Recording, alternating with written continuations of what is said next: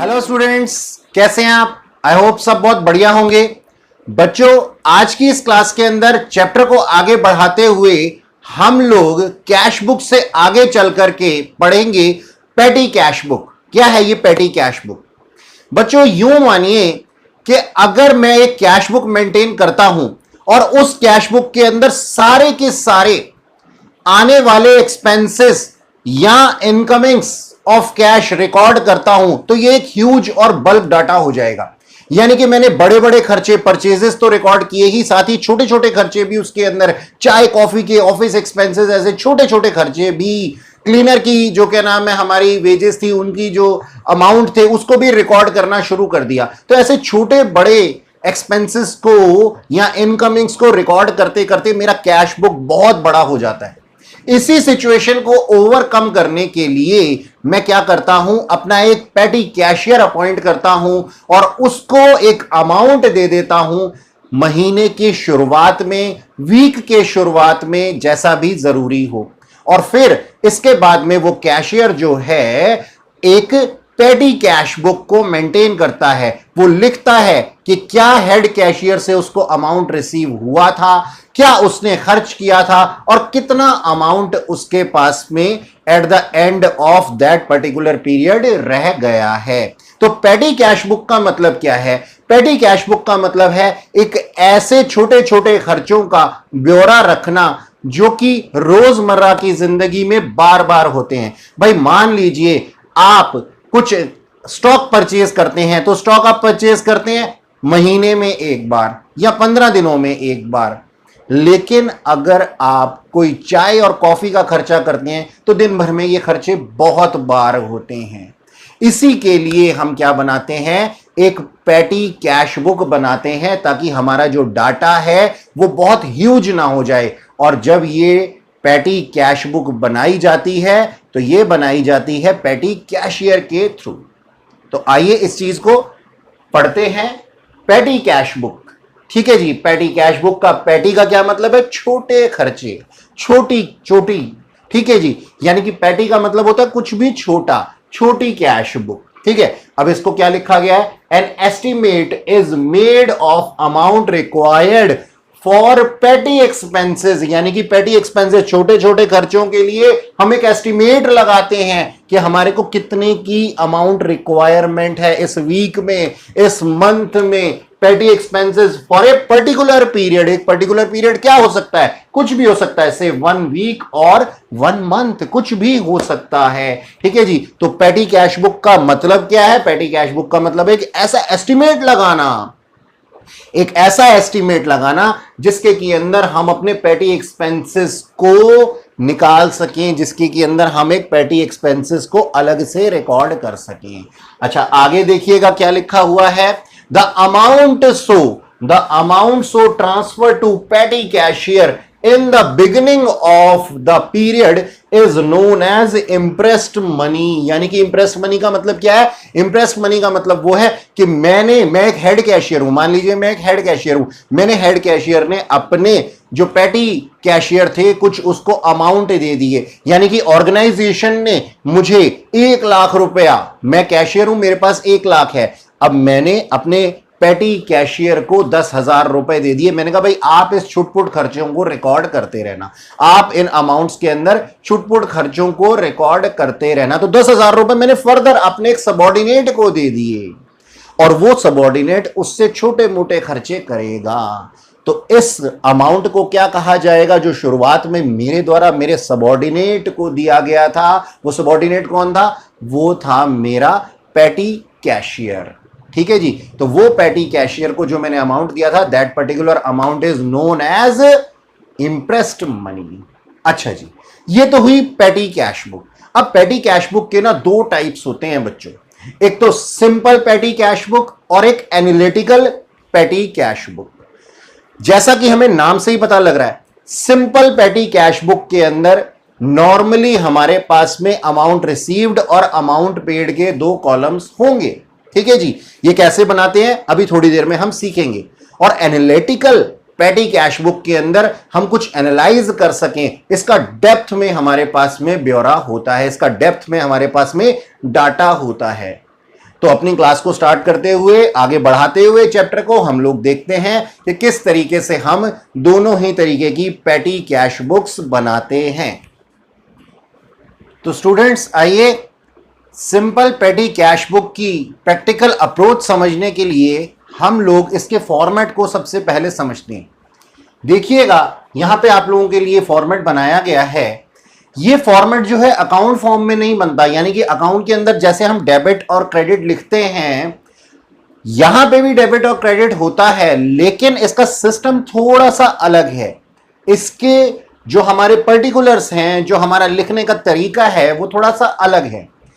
इसमें क्या किया जाता है, पर्टिकुलर्स का कॉलम बीच में बनाया जाता है। इसमें पर्टिकुलर्स का कॉलम बीच में बनाया जाता है, यानी कि कैश की इनकमिंग हो या कैश की आउटगोइंग हो वो सारा का सारा एक ही कॉलम के अंदर लिखा जाता है। हां, इस चीज को रिकॉर्ड करने के लिए कि उसके अमाउंट कितने हैं हमें दो कॉलम्स की जरूरत पड़ती है, एक अमाउंट रिसीव्ड और एक अमाउंट पेड। तो आइए इसको थोड़ा सा और डेप्थ में देखते हैं कि हमने यहां पे किस तरीके से बनाना है। हमारे कॉलम्स कुछ इस तरीके से बनेंगे। सबसे पहले आएगा अमाउंट रिसीव्ड, उसके बाद लेजर फोलियो, उसके बाद कैश बुक फोलियो और डेट, उसके बाद में पर्टिकुलर्स, फिर लेजर फोलियो, वाउचर नंबर और अमाउंट पेड। अब मैं आपको बताता हूं कि इसके अंदर लिखना क्या क्या है। देखो बच्चों, सबसे पहले यहां पे हमारे पास में अमाउंट रिसीव। अमाउंट रिसीव के अंदर कोई भी अमाउंट हम तभी लिख पाएंगे जब हमने पर्टिकुलर्स के अंदर कुछ उसके बारे में लिखा होगा। मिसाल के तौर पे मैं ये कहता हूं कि मेरा ओपनिंग बैलेंस है, मेरा कुछ ओपनिंग बैलेंस है, तो ये कहां पे आता है, कैश बुक की डेबिट साइड पे आता है, जैसे कि हम पिछली क्लासेस में पढ़ चुके हैं। तो मैं क्या लिख दूंगा यहां पे, to balance BD, to balance BD, यानी कि ये ओपनिंग बैलेंस था मेरा कैश बुक का। ठीक है जी। तो अब ये अमाउंट रिसीव्ड के अंदर आएगा, क्योंकि ये अमाउंट रिसीव हुआ है मुझे मेरे हेड कैशियर से। ये अमाउंट मुझे कहां से रिसीव हुआ है, मेरे हेड कैशियर से। हेड कैशियर से जो हमारा पेटी अकाउंटेंट है उसको पेटी कैशियर कह लीजिए, चाहे पेटी अकाउंटेंट कह लीजिए, उसको ये अमाउंट रिसीव हुआ है। ठीक है, कहां से रिसीव हुआ है, ये हमारा ये ओपनिंग बैलेंस था, हेड कैशियर से रिसीव हुआ है। तो मैंने यहां पे अमाउंट रिसीव के अंदर कितना अमाउंट लिख दिया, लेट्स से 50,000 रुपीज, 50,000 मेरे हेड कैशियर ने मुझे दिए। अब आप ये जानना चाहेंगे कि सर यहां पे लेजर फोलियो के अंदर क्या आएगा। जनरली यहां पे आपके क्वेश्चंस के अंदर कुछ भी डाटा नहीं दिया होता तो हम इसको ब्लैंक छोड़ देते हैं। कैश बुक फोलियो अगर आपके पास नंबर कोई दिया हो तो हम उसको करते हैं। जनरली ये दो कॉलम जो है हमारे बिल्कुल ब्लैंक ही जाते हैं। यहां पे डेट आ जाएगी। मान लीजिए ये जो अमाउंट मुझे 50,000 मेरे हेड कैशियर से रिसीव हुआ है, ये हुआ है 1 अप्रैल को, 1 अप्रैल 2020 को। ओके, तो मैंने यहां पे क्या लिख दिया, to balance BD, amount receive 50,000, 50,000 रुपए का अमाउंट मुझे मेरे हेड कैशियर से रिसीव हुआ है। कब रिसीव हुआ है, 1/4/2020 को। तो इसका मतलब मेरी एक ट्रांजैक्शन यहां पे पूरी हो गई। अब मान लीजिए मैंने कुछ खर्चा किया, मैंने कुछ फ्रेट खर्च कर दिया, यानी या फिर मैंने कोई चाय पानी के कुछ खर्चे कर दिए, तो सबसे पहले मैं कहां लिखूंगा, पर्टिकुलर्स में लिख दूंगा।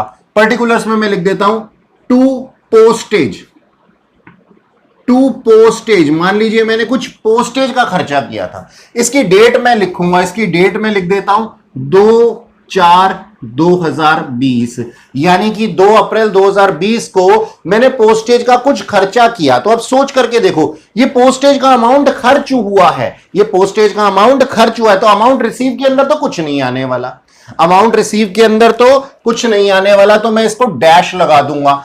यहां से इधर की तरफ के कॉलम सारे के सारे मेरे अब ब्लैंक हो जाएंगे, क्योंकि ये मेरा एक खर्चा है, ये मेरा एक एक्सपेंस है। यहां पे टू की जगह आप बाय लिखेंगे।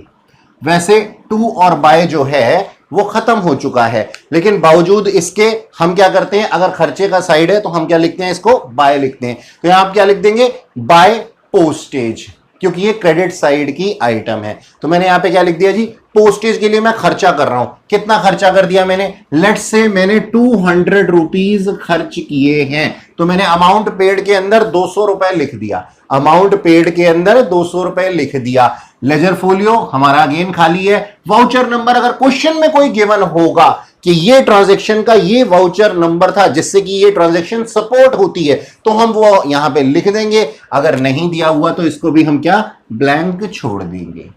ठीक है जी। इसके बाद मान लीजिए मेरा कुछ और खर्चा हुआ है, जैसा कि अभी मैंने बोला टी एंड स्नैक्स, तो 3 अप्रैल 2020 को मैंने कुछ और खर्चा किया। मैंने यहां पे लिख दिया बाय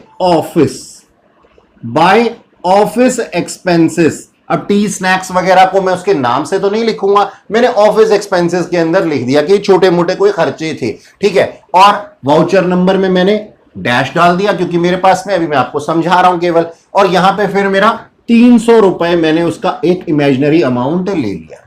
ओके, तो अब देखिएगा मुझे रिसीव कितना अमाउंट हुआ था मेरे हेड कैशियर से। इसके बाद मान लीजिए मेरे क्वेश्चन के अंदर और कोई ट्रांजैक्शन नहीं, मुझे रिसीव हुआ था 50,000 रुपीज। मेरे खर्च कितने हो चुके हैं, मान लीजिए पूरे और महीने कुछ खर्चा ही नहीं हुआ, मेरे खर्चे कितने हो चुके हैं, 500 रुपए खर्च हो चुके हैं। मेरी जेब में पैसे बचे कितने होंगे, 50,000 में से 500 अगर मैं माइनस कर दूंगा तो मेरे पास में जो बैलेंस बचा होगा, बैलेंसिंग फिगर कितनी आ जाएगी मेरी, 49,500 रुपीज। सर ये आपने पेमेंट साइड पे क्यों लिख दिया, ये हमारा कोई खर्चा थोड़ी था। बिल्कुल सही, हमने इसको पेमेंट साइड पे फिलहाल के लिए लिखा है बैलेंसिंग करने के लिए, हमने इसको पेमेंट साइड पे फिलहाल बैलेंसिंग करने के लिए लिखा है। और मैं यहां पे क्या लिख दूंगा, बाय बैलेंस सीडी। ये क्या है, ये मेरी बैलेंसिंग फिगर है, ये क्या है मेरी 49,500 की बैलेंसिंग फिगर है। और इसके बाद में मैं इसको क्लोज कर दूंगा, आप देख सकते हैं इसका अमाउंट कितना हो जाएगा, 50,000 रुपीज, 50,000 रुपीज। और यहां पे मेरा अमाउंट रिसीव्ड कितना था, ये भी था 50,000 रुपीज। तो आप देख सकते हैं अगर मैं इस कॉलम को अमाउंट रिसीव को डेबिट कहता हूं और अमाउंट पेड को क्रेडिट बोलता हूं, तो मेरा डेबिट और क्रेडिट अब मैच कर चुका है। अब देखिए क्या होगा, इसके बाद में मेरे अगले महीने की शुरुआत होगी, यानी कि इसको मैं कहता हूं 30/4/2020 को मेरा बैलेंस सीडी इतना था। अब नेक्स्ट पर्टिकुलर्स का कॉलम कहां लिखा जाएगा, यहीं पे है जी मेरे पर्टिकुलर्स, तो पर्टिकुलर्स यहीं से शुरू होंगे। तो जहां पे मैंने डैश लगाया था उसके बाद से ही यहां से काम शुरू हो जाएगा। और मैं यहां क्या लिख दूंगा, 2, वर्ड क्या लिखूंगा, 2। क्यों, क्योंकि अब ये अगले महीने चल रहा है, तो मैं यहां क्या लिख दूंगा, 2 बैलेंस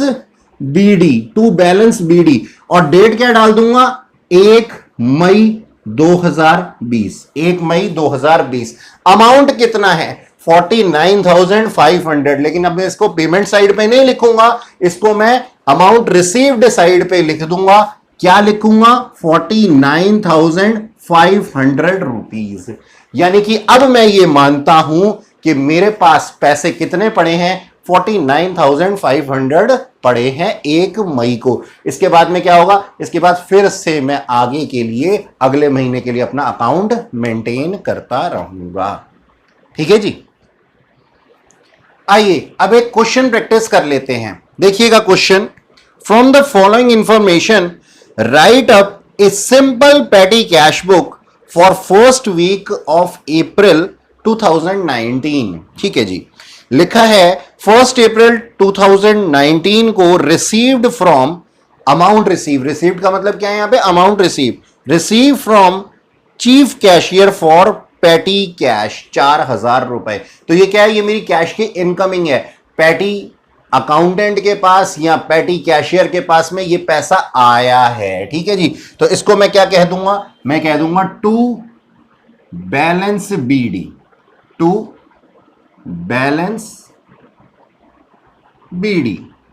और अमाउंट रिसीव के अंदर मैं इसको लिख दूंगा, कितना अमाउंट है ये, 4,000 रुपए का अमाउंट है। तो 4,000 रुपीज मैंने अमाउंट रिसीव के अंदर लिख दिया। लेजर फोलियो के अंदर कुछ नहीं, कैश बुक फोलियो के अंदर कुछ नहीं। डेट के अंदर मैं डेट लिख दूंगा, कब की डेट है इसकी, 1 अप्रैल की, तो 1/4/2019 मैंने यहां डाल दिया। ठीक है जी, बाकी किसी ट्रांजैक्शन किसी कॉलम के अंदर कुछ और नहीं लिखा जाएगा क्योंकि ये रिसीव की ट्रांजैक्शन थी। अब आगे देखिएगा क्या लिखा है, बॉट पोस्टेज स्टैंप 200। हमने पोस्टेज का कुछ खर्चा किया, ये खर्चा है, तो कैश बुक में कहां आता है, ये क्रेडिट साइड पे आता है, खर्चा है, तो मैं क्या लिख दूंगा, बाय पोस्टेज बाय पोस्टेज। अच्छा, इसकी डेट क्या थी? इसकी डेट थी 2 अप्रैल। तो 2 अप्रैल 2019 को पोस्टेज का खर्चा हो गया भाई। कितने का खर्चा हो गया? क्या मैं इसको अमाउंट रिसीव में लिखूं? नहीं सर, ये हमारा खर्चा है। तो आप इसको क्रेडिट साइड पे या फिर अमाउंट पेड यूं कह सकते हैं, वहां लिखिए। कितना? 200 रुपीज। ओके, ये मैंने 200 रुपीज लिख दिया। आगे लिखा हुआ है बाय बस फेयर। बस फेयर पेड। अच्छा, बाय तो मेरे मुंह से निकल गया था।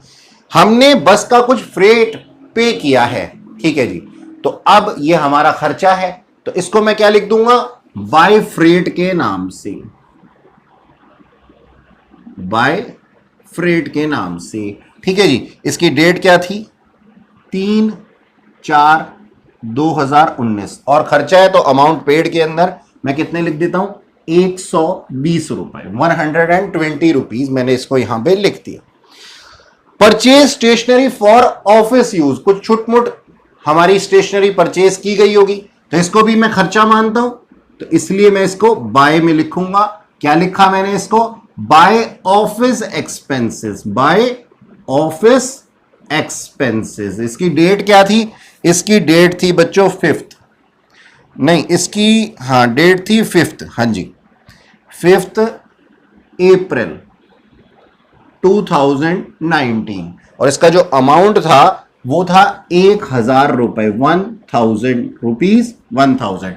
तो मैंने इसको अमाउंट पेड में लिख दिया। आप देख सकते हैं कि हमारे पास अमाउंट रिसीव के कॉलम खाली चल रहे हैं भाई। ड्यूरिंग द मंथ अगर कुछ भी अमाउंट आएगा तो वो अमाउंट रिसीव के अंदर लिख दिया जाएगा, लेकिन जनरली ऐसा होता नहीं है। हेड कैशियर से जो है वो हमारे को शुरुआत में ही पैसा मिल जाता है। चलिए आगे चलते हैं। आगे क्या लिखा हुआ है? 6 अप्रैल को paid for milk and sugar. अब मैं यहां क्या लिखूं? मिल्क एंड शुगर नहीं, मैं इसको मिल्क एंड शुगर की जगह पे क्या लिख देता हूं? ऑफिस एक्सपेंसेस का ही नाम दे सकता हूं, ठीक है जी। तो ऑफिस एक्सपेंसेस के अंदर मैं 6 तारीख को 6/4/2019 को मैंने इसको ऑफिस एक्सपेंसेस का नाम दे दिया, बाय ऑफिस एक्सपेंसेस।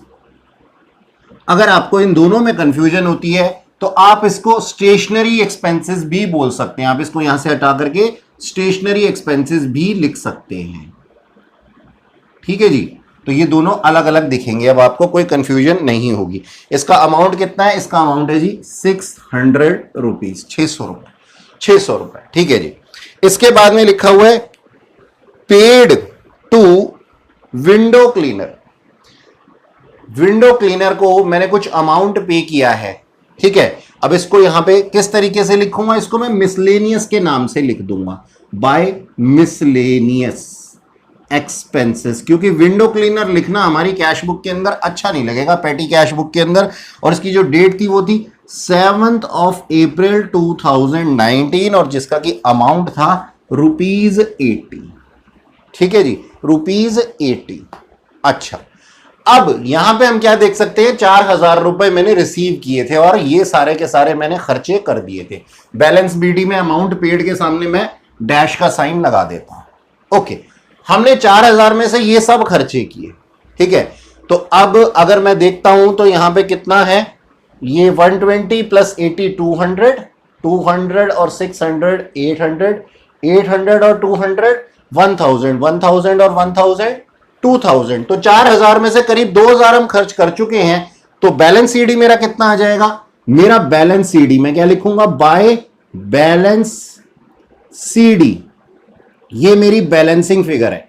कितनी हो जाएगी ये हो जाएगी 2000 रुपीज, 2000 रुपीज। और यहां पे डबल लाइन लगा करके मैं इसको क्या कर दूंगा? बंद कर दूंगा अपने कॉलम को 4000 लिख करके, 4000 लिख करके।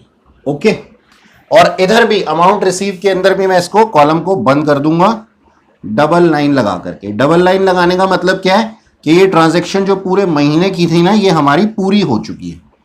ये फुल मंथ की ट्रांजैक्शन पूरी हो गई है और यहां पे कुछ और खर्चा नहीं था। तो लास्ट डेट में मान लेता हूं इसको 30/4/2019। ये 2000 रुपए की हमारी बैलेंसिंग फिगर थी।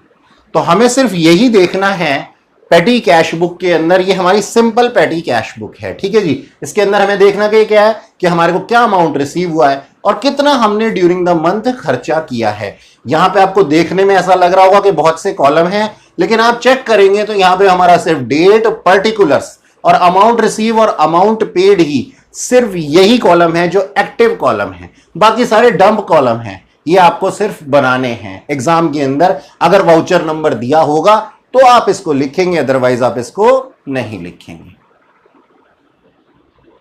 सिंपल पेटी कैश बुक के बाद में बच्चों अब हम करेंगे एनालिटिकल पेटी कैश बुक।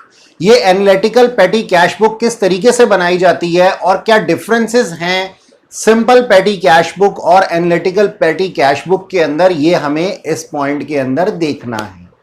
इस चीज को हम एक क्वेश्चन प्रैक्टिकल से भी सीखेंगे, लेकिन उससे पहले मैं आप लोगों को दिखाना चाहता हूं इसका परफॉर्मा देखते ही कुछ बच्चों को चक्कर आ जाते हैं, अरे सर इतना लंबा परफॉर्मा। बिल्कुल नहीं बच्चों, आपको ऐसा सोचने की बिल्कुल जरूरत नहीं है, क्योंकि अभी जब मैं आपको समझाऊंगा तो आपको इतने अच्छे से समझ में आ जाने वाला है कि यहां पे ये जितने भी कॉलम्स दिए हुए हैं, ये सारे के सारे कॉलम्स बनाना आप लोगों के लिए चुटकियों का खेल है। तो आइए देखते हैं। सबसे पहले तो हम ये समझते हैं कि एनालिटिकल पेटी कैश बुक में, जैसा कि अभी थोड़ी देर पहले मैंने आपको बताया था इसी क्लास में, कि एनालिटिकल पेटी कैश बुक के अंदर हम लोग क्या करते हैं, डेप्थ में डाटा रखते हैं, यानी कि हम एनालाइज कर सकते हैं कि एक पर्टिकुलर पॉइंट के ऊपर हमने कितना खर्चा किया। मिसाल के तौर पे मैं ये कहता हूं कि मुझे ये मालूम है कि मेरा पियोन ब्रांच ऑफिस से हेड ऑफिस आता जाता रहता है और दिन में ये कई बार ऐसा करता है, तो मुझे उसको देने के लिए कुछ खर्चा करना पड़ता है। उसको जो मैं एक्सपेंसेस करता हूं उसके ट्रैवलिंग के ऊपर, that is known as my expenditure, वो हमारा एक एक्सपेंडिचर है। तो अब इस केस में क्या होगा, एक दिन के अंदर बार बार ऐसे खर्चे हो रहे हैं, मुझे ये जांचना है, ये देखना है कि एक ही तरीके के खर्चे बार बार लगातार उस टाइम पीरियड के अंदर जिसके अंदर हमने एक इंप्रेस्ड मनी दी गई थी पेटी कैशियर को, उस टाइम पीरियड के अंदर कितनी बार एक ही तरीके का खर्चा हुआ है। तो इसी चीज को फॉलो करने के लिए हम लोग क्या बनाते हैं, हम लोग बनाते हैं एनालिटिकल पेटी कैश बुक, ताकि हम एनालाइज कर सकें। इसके नाम से इसका मतलब समझ में आ जाता है। ये देखिएगा कि सबसे पहले हम लोग क्या लिखेंगे, हम यहां पे कॉलम्स बनाएंगे, और ये कॉलम्स बनाना बहुत मुश्किल काम नहीं है। यहां पे मैं अमाउंट लिखूंगा, जो अमाउंट मुझे रिसीव हुआ होगा, ये अमाउंट रिसीव्ड का कॉलम है, जैसा कि अभी हमने थोड़ी देर पहले जो है वो सिंपल पेटी कैश बुक के अंदर देखा था। कैश बुक फोलियो के अंदर जनरली कुछ दिया नहीं होता तो हमें कुछ लिखने की जरूरत नहीं है, डेट के अंदर डेट आ जाएगी, वाउचर नंबर गिवन होगा ट्रांजैक्शन में, तभी आपको लिखना है। पर्टिकुलर्स के अंदर पर्टिकुलर्स लिखे जाएंगे कि क्या इनकमिंग हुई है या क्या आउटगोइंग हुई है कैश की। इसके बाद में हमारा काम शुरू हो जाता है। इसके बाद हमारा काम किस तरीके से शुरू होता है, आप यहां पे खर्चों की लिस्ट बनाएंगे और खर्चों की लिस्ट के अंदर सबसे पहला हम लिखेंगे टोटल का कॉलम। टोटल का कॉलम सबसे पहले लिखने का फायदा क्या है कि भाई हमें पता लग रहा है हमने पूरे के पूरे कितने खर्चे किए हैं, और उसके बाद मैं अलग अलग क्लासेस बनाता हूं। अब यहां पे मैंने कुछ 6 क्लासेस बनाई हैं, जरूरी नहीं आपके क्वेश्चन के अंदर भी 6 क्लासेस बने, हो सकता है 2 क्लासेस बने, हो सकता है 10 क्लासेस बने, ये आपके ऊपर डिपेंड करता है। जी हां, कंप्लीटली आपके ऊपर डिपेंड करता है, ठीक है जी। फिर भी हमें अपने विवेक का जो है वो सहारा लेते हुए ये सारे के सारे कॉलम्स मेंटेन करने हैं और हम इसको मेंटेन कर पाएंगे, ठीक है जी। मैंने यहां पे कुछ लिखा है, conveyance, printing and stationery, postage, wages, cartage और मिसलेनियस। आप इसको भी थोड़ी देर के लिए भूल जाइए कि यहां पे कुछ भी लिखा हुआ है। आप सिर्फ इतना याद रखिए अभी के लिए कि हमने क्या कॉलम बनाए हैं, अमाउंट रिसीव, और अमाउंट रिसीव के अंदर क्या आ जाएगा, सिर्फ और सिर्फ वही अमाउंट जो हमें रिसीव हो रहा है अपने हेड कैशियर से। इसके बाद में ये वाला कॉलम डंप कॉलम है, ठीक है जी। डेट अगर दी हुई होगी हम लिखेंगे जरूर, वाउचर नंबर दिया नहीं होता ये भी डंप है। पर्टिकुलर्स के अंदर इनकमिंग या आउटगोइंग लिखनी है, और जो एक्सपेंसेस की लिस्ट बनेगी वो यहां से बनेगी।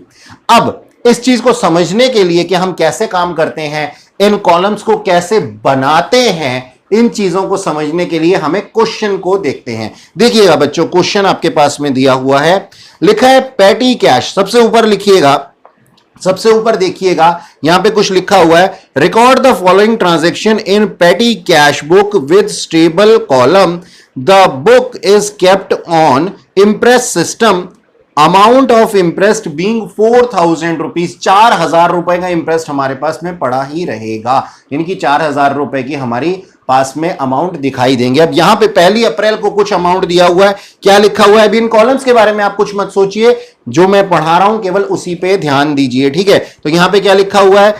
पेटी कैश इन हैंड 540 रुपीज, और उसके बाद में लिखा हुआ है receive cash to make up the imprest. इसका मतलब क्या है, ध्यान से समझिएगा।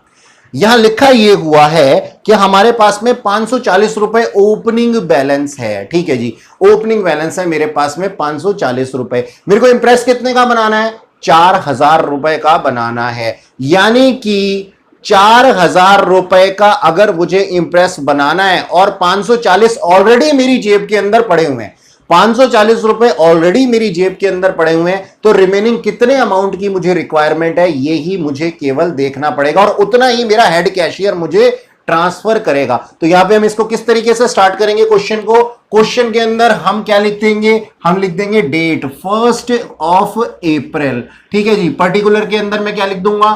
टू बैलेंस बीडी, क्योंकि अमाउंट रिसीव हुआ है इसलिए टू वर्ड में यूज कर रहा हूं। अच्छा जी, मतलब पिछले महीने से रिसीव हुआ है, पिछले महीने से हमें अमाउंट रिसीव हुआ है, पिछले महीने का बचा हुआ फैक्ट थोड़ी ना देंगे रोड पे, तो वो अमाउंट हमें रिसीव हुआ है। कितना अमाउंट है हमारे पास में? पिछले महीने का अमाउंट था हमारे पास में बच्चों 540 रुपीज। 540 रुपीज मैंने यहां पे लिख दिया अमाउंट रिसीव्ड के अंदर, ठीक है जी। ये कहां से रिसीव हुआ है? ये लास्ट मंथ का मेरे को अमाउंट इस बार मिला है, ठीक है। अब कैशियर से मुझे कितना मिलेगा? टू कैश लिख दूंगा, जितना मुझे कैशियर से रिसीव होगा। डेट क्या लिखूंगा? 1 अप्रैल। कितना अमाउंट मेरे को बनाना है? 4000 रुपए। 4000 में से 540 तो मेरे पास में पड़े हुए थे, ठीक है जी। 540 अगर मेरे पास में पड़े हुए थे तो कितना बन जाता है ये? 3460, हाँ 3460, ठीक है जी। तो यहां पे मैं लिख देता हूं 3460 मैंने कहां से रिसीव कर लिया? 3460 मैंने अपने हेड कैशियर से रिसीव कर लिया। तो ये मेरी पहली एंट्री आपको क्लियर होनी चाहिए कि 1 अप्रैल को मेरे पास में ऑलरेडी 540 रुपए पड़े हुए थे। इंप्रेस कितने का बनाना है? 4000 रुपए का बनाना है। तो कितना अमाउंट रिमेनिंग चाहिए मुझे? 3460 रुपए। 4000 का इंप्रेस मेरा बन गया। दोनों को आप टोटल करेंगे तो ये कितना बन जाएगा जी? 4000 बन जाएगा। ओके, अच्छा, अब बात आ रही थी कॉलम्स की। यहां पे जो टोटल लिखा है और उसके बाद में कॉलम्स बने हुए हैं उसको हम कैसे करेंगे? चलिए वापस से क्वेश्चन को देखते हैं। क्वेश्चन के अंदर क्या लिखा हुआ है? Paid railway freight. अब आपको क्या करना है? पूरे के पूरे क्वेश्चन को स्कैन करना है, जैसा मैं बोल रहा हूं ना वैसा ही करना है आपको, ठीक है जी। तो हमें क्या है? हमारे पास में लिखा हुआ है पेड रेलवे फ्रेट 320, बस फ्रेट 280, वेजेस 150। अब एक बात बताओ, हम रेलवे में गए, हम बस में गए, अगर हम इतना डेप्थ में सोचेंगे तो काम कैसे चलेगा? अगर हम ये सोचेंगे कि हम रेलवे में गए तब हमारा इतना खर्चा लगा, बस में गए तब इतना खर्चा लगा, हम तो सिर्फ ये जांच सकते हैं कि हम जितना ट्रैवलिंग के अंदर खर्चा करके आए हैं वो खर्चा कितना है। तो मैंने उसके लिए एक पर्टिकुलर अमाउंट लिख दिया एक कॉलम के अंदर। किस अमाउंट के किस कॉलम के अंदर? मैंने उसके लिए कॉलम बना दिया कन्वेंस। अभी आप कुछ भी लिखेंगे नहीं, मैंने उसके लिए क्या लिख दिया? कन्वेंस। मैंने एक कॉलम बना दिया, मेरे दिमाग में आ गया कि भाई मेरे पास में ये दोनों खर्चे कौन सी कैटेगरी में आते हैं? ये दोनों ही खर्चे मेरे पास में एक ही कैटेगरी के अंदर आते हैं, और उस कैटेगरी का नाम है क्या? कन्वेंस। उस कैटेगरी का नाम क्या है बच्चों? कन्वेंस, ठीक है जी। अच्छा जी, और दूसरे के लिए वेजेस का कॉलम बना दिया मैंने। मुझे मालूम है कि मेरे पास में एक खर्चा क्या है? वेजेस है। तो वेजेस तो हम वैसे भी अकाउंट मेंटेन करते ही हैं, तो एक कॉलम मैंने क्या बना दिया? एक कॉलम मैंने वेजेस का बना दिया। ये देखिए यहां पे मेरे पास में वेजेस का मैंने एक कॉलम बना दिया। अच्छा, इसके बाद क्या है, इसके बाद क्वेश्चन में लिखा हुआ है, अभी क्वेश्चन को पढ़ते हैं पहले, ठीक है जी, कुछ लिखना नहीं है अभी हमें। Brought short hand notes of रूपी ऑफ फॉर ऑफिस, ऑफिस के लिए हमने कुछ शॉर्ट हैंड बुक्स नोटबुक्स खरीदी, ठीक है जी, कोई बात नहीं। तो क्या हम ये लिखें कि हमने ऑफिस के लिए शॉर्ट हैंड की कॉपीज खरीदी हैं, रजिस्टर खरीदे हैं, वो अलग खरीदे हैं? नहीं, मैं इसका एक कॉलम बना लेता हूं। मैं क्या करता हूं, जितने भी नोटबुक से रिलेटेड, जितने भी पेन पेंसिल से रिलेटेड, जितने भी ऑफिस स्टेशनरी से रिलेटेड खर्चे होंगे ना, उसको मैं प्रिंटिंग एंड स्टेशनरी के अंदर डाल दूंगा। आज तक हम यही करते आए हैं, यही क्लास हम बनाते आए हैं। तो हमें बनाना क्या है, हमें ना क्लासेस बनानी है, अपने हेड्स बनाने हैं, ठीक है जी। तो मैंने हेड बना दिया, अगला हेड मैंने क्या बना दिया जी, प्रिंटिंग एंड स्टेशनरी। एक हेड मेरे पास में प्रिंटिंग एंड स्टेशनरी भी था। अब इसको करना कैसे है अभी थोड़ी देर में देखेंगे। आगे देखिए क्या लिखा हुआ है, पेड कैरेज ऑन पार्सल। तो कैरेज ऑन पार्सल, अब देखिए ये क्या थी, वस्तुएं थी, ये पार्सल क्या है, वस्तुएं हैं। और जब मैं खुद ट्रैवलिंग करता हूं तो मैं एक इंसान हूं, उसको मैं कन्वेंस कह सकता हूं। तो मैंने इसके लिए क्या, एक कार्टेज का एक कॉलम बना दूंगा, ठीक है। यहां क्या लिखा हुआ है, मैंने कुछ पार्सल दिए, मैंने कुछ पार्सल कुछ वस्तुएं मैंने की, ठीक है जी, वस्तुएं हैं। तो उसके लिए अगर मैं किसी तरीके का कोई भी भेजने का किराया खर्च करता हूं तो उसको मैं क्या कहता हूं जी, कार्टेज कहता हूं। तो मैंने इसका कार्टेज का एक कॉलम बना दिया। यानी कि मेरे दिमाग में क्या आ रहा है, अगर इंसान ट्रेवल करेंगे तो उसको कन्वेंस का नाम दे दूंगा, और अगर वस्तुएं ट्रेवल करेंगी तो उसको कार्टेज के अंदर डाल दूंगा, सिंपल, ठीक है जी। अच्छा, आगे चलता हूं, आगे क्या लिखा हुआ है, लिखा हुआ है कि हमने ना वेजेस भी पे की हैं उस दिन 220 रुपए की, तो इसको कहां, वेजेस के कॉलम में डाल दूंगा। अच्छा, इसके बाद में लिखा हुआ है बॉट स्टैंप फॉर 300 रुपीज। तो स्टैंप को मैं कहां ले लूं, प्रिंटिंग पोस्टेज की मैंने एक बना ली, मैंने एक पोस्टेज का कॉलम बना लिया, ठीक है। अगर पोस्टेज का कॉलम नहीं भी बनाना चाहते तो स्टैंप को प्रिंटिंग एंड स्टेशनरी के अंदर भी डाल सकते हो, प्रिंटिंग एंड स्टेशनरी के अंदर भी डाल सकते हो। लेकिन हमने आज तक पढ़ा है कि पोस्टेज एंड स्टैंप्स करके भी हमारे पास में होते हैं, तो इसलिए मैंने यहां पे क्या, पोस्टेज का कॉलम बना दिया। इसके बाद में लिखा हुआ है मैंने कुछ एनवलप्स परचेज किए। अब देखिए एनवलप्स और फिर रजिस्टर परचेज किए। अब ये एनवलप, रजिस्टर्स, ये क्या है, ये मेरी ऑफिस स्टेशनरी है, तो इसको मैं कहां डाल दूंगा, इसको मैं प्रिंटिंग एंड स्टेशनरी में काउंट कर लूंगा, तो प्रिंटिंग एंड स्टेशनरी के हेड में डाल दूंगा, ठीक है जी।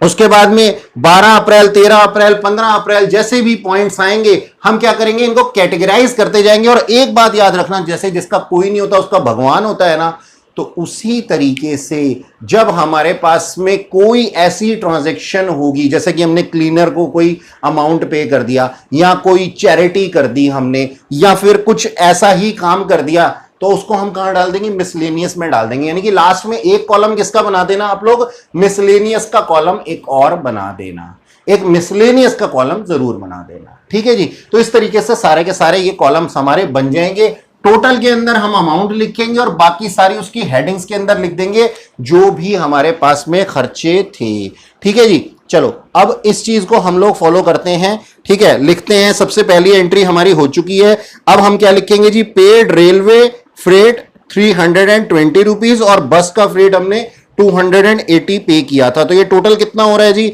ये टोटल हो रहा है मेरे पास में 600 रुपए, 600 रुपए, ठीक है जी। तो यहां दूंगा मैं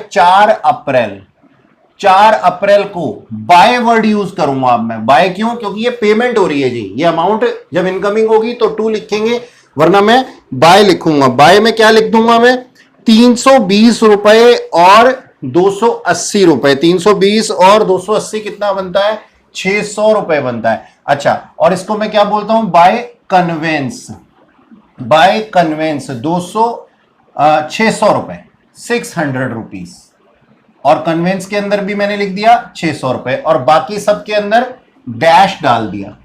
बाकी सब के अंदर डैश डालने से क्या होगा, बाकी सब के अंदर डैश डालने से मतलब ये होगा कि हमें पता लग जाएगा और कुछ नहीं है।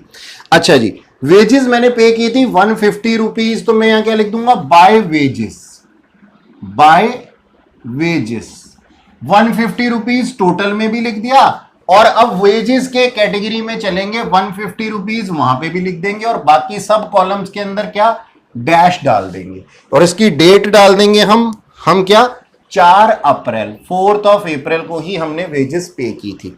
अच्छा, 4th अप्रैल के बाद में 5th अप्रैल को मैंने कुछ शॉर्ट एंड नोट्स खरीदे थे, जिसके लिए मैंने कैटेगरी क्या बनाई थी, प्रिंटिंग एंड स्टेशनरी। तो मैं यहां क्या लिख दूंगा, by printing and stationery, by printing and stationery 5 अप्रैल को। 5th ऑफ अप्रैल टोटल के अंदर मैं कितना अमाउंट लिख दूंगा, टोटल के अंदर अमाउंट में लिख दूंगा यहां पे 370 रुपए दिया हुआ है, 370 रुपीज दिया हुआ है। और प्रिंटिंग एंड स्टेशनरी के अंदर भी 370 रुपए मैं लिख दूंगा और बाकी जगह पे डैश डाल दूंगा। प्रिंटिंग एंड स्टेशनरी के बाद में हमारे पास में क्या है, कैरेज ऑन पार्सल। पार्सल यानी कि वस्तुओं के ऊपर मैंने कुछ क्या नाम है अमाउंट खर्चा था ट्रेवलिंग का, तो वस्तुओं के लिए क्या है, ये कार्टेज का नाम मैं लिख दूंगा बाय कार्टेज, बाय कार्टेज। इसकी क्या डेट है, इसकी डेट है 7th ऑफ अप्रैल। ठीक है, टोटल के अंदर कितना लिख दूंगा मैं, टोटल के अंदर मैं लिख दूंगा 150 रुपीज और कार्टेज के अंदर 150 रुपीज और यहां पे बाकी कॉलम्स के अंदर डैश डाल दूंगा। इसके बाद वेजेस भी पे की गई थी 7th ऑफ अप्रैल को, तो मैं यहां क्या लिख दूंगा, बाय वेजेस। ठीक है जी, बाय वेजेस। और वेजेस कितने की, 220 रुपीज की मैंने पे की थी। टोटल के अंदर लिखा और वेजेस के अंदर भी 220 रुपीज लिख दिया। ठीक है, बाकी कॉलम्स के अंदर डैश डाल दिया। अच्छा जी, इसके बाद था हमारे पास में हमने कुछ स्टैंप्स खरीदी, तो वो पोस्टेज के अंदर आ जाएंगी, पोस्टेज एंड स्टैंप्स होते हैं ना। ठीक है, एनवलप खरीदे और जो अकाउंट के लिए रजिस्टर खरीदे वो प्रिंटिंग एंड स्टेशनरी में आ जाएगा। यानी कि पोस्टेज 300 रुपए का है, जो वो पोस्टेज के अंदर जो स्टैंप्स हैं वो पोस्टेज के अंदर आ जाएंगी और एनवलप और रजिस्टर कहां आ जाएंगे, प्रिंटिंग एंड स्टेशनरी में आ जाएंगे। तो 10 अप्रैल को हमारे को 2 एंट्रीज बनानी पड़ेंगी।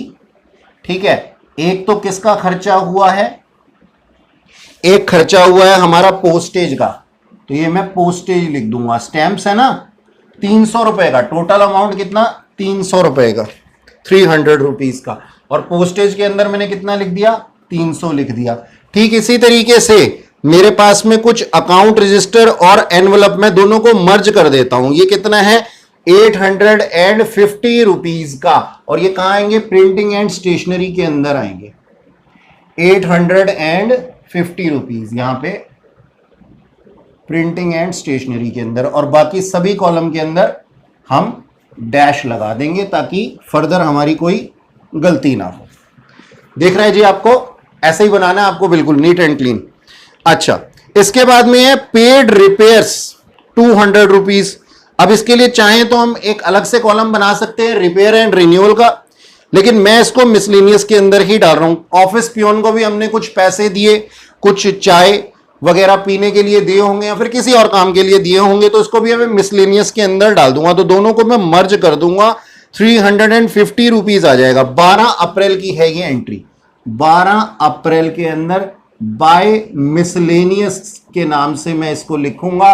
टोटल के अंदर मैं अमाउंट लिख दूंगा कितना, 350 रुपीज, और मिसलेनियस में जाऊंगा वहां पे 350 रुपीज लिख दूंगा।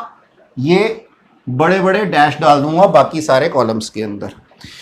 ठीक है जी, चैरिटी की मैंने और साथ में किसी कस्टमर को चाय भी पिलाई 250 रुपए की, तो ये भी कहां आ रहा है, ये और किसी कैटेगरी में नहीं आ रहा, मिसलेनियस में ही आ रहा है।